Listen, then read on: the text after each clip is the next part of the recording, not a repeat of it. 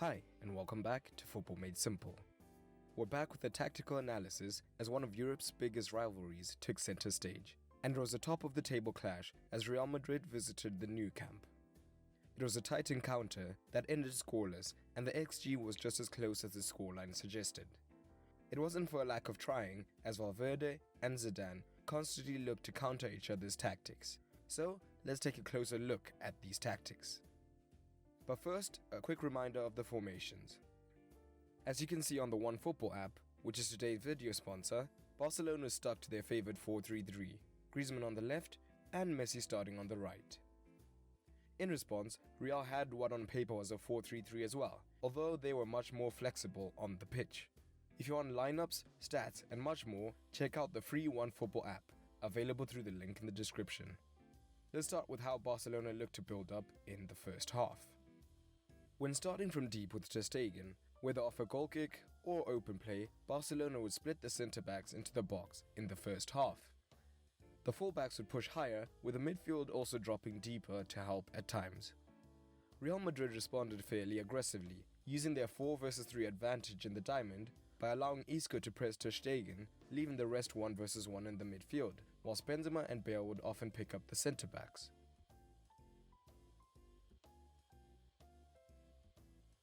Barcelona would often look to play out regardless, taking advantage of their on-the-ball skill, or using the fullbacks as the Barca wingers tended to stay high, pinning the Real fullbacks back, giving their own fullbacks a bit more time and space. But often, they tried to use Real's high press against them. Real's midfield would push high, and their centre-backs followed suit to the halfway line. Barca would then look to play a long flat ball into the forwards or a regular long pass for their flick-on into space.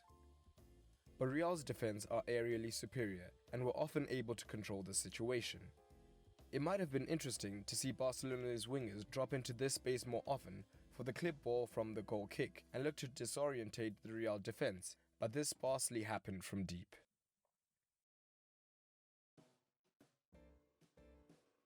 In the first half, Barca used a traditional shape when higher on the build-up, with the fullbacks ahead of the centre-backs and Rakitic just ahead of them. Real in the meantime often shifted to either a 4-4-2 or 4-4-1-1.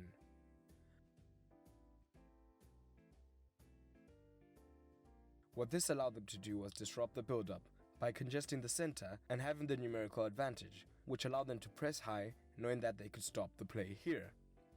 This press can be shown by Real only allowing 11 passes per defensive action in the Barcelona half. A quick explanation of this term. It's simply how many passes a team allows the opposition to make in their own half before making a tackle or interception. A high press will lead to a low passes per defensive action conceded as the team presses the opponents before they complete many passes. Real could confidently keep their midfield narrow because they knew Barcelona's wingers would often drift centrally, as shown by their average position. In addition, Real Madrid prevented them from playing in their third most of the time. In the second half, Valverde changed things. He implored Rakitic to split the centre-backs on build-up, drawing a Real Madrid midfielder into the extra press.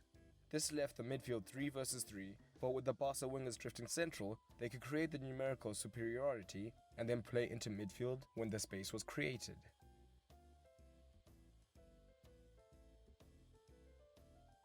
Usually, Semedo remained deeper when Messi was wide, and when he moved centrally, only then would he go higher.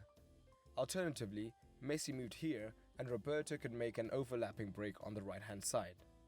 On the opposing side, Alba was highly attacking as ever, as Griezmann moved central, and Bale was usually higher up the pitch, so he could get some more space, and this did lead to some chances.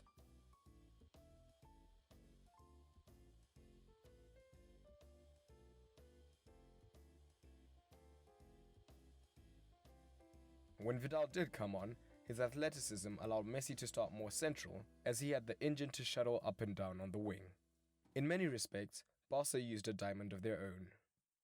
Especially in the second half, Madrid had to adapt at times, with Bale almost becoming an auxiliary right-back to cover Alba.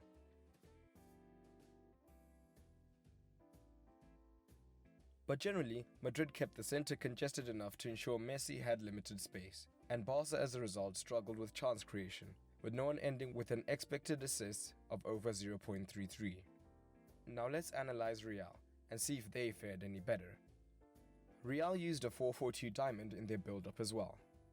Barca in turn defended in a high 4-3-3 to begin with, but interestingly, Kroos would drift to the base when in possession due to his superior ability on the ball, and Casemiro pushed fairly high.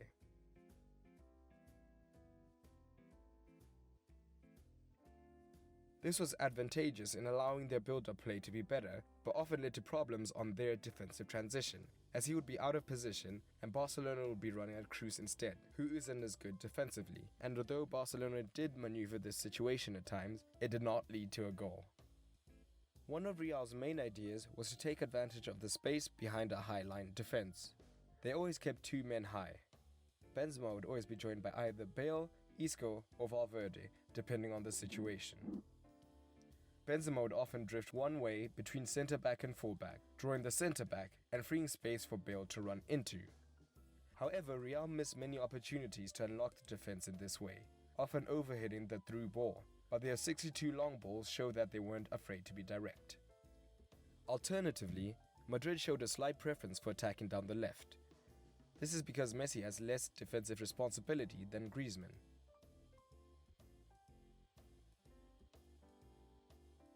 As a result, Mendy would often push high, with Isco and Benzema helping to overload the region.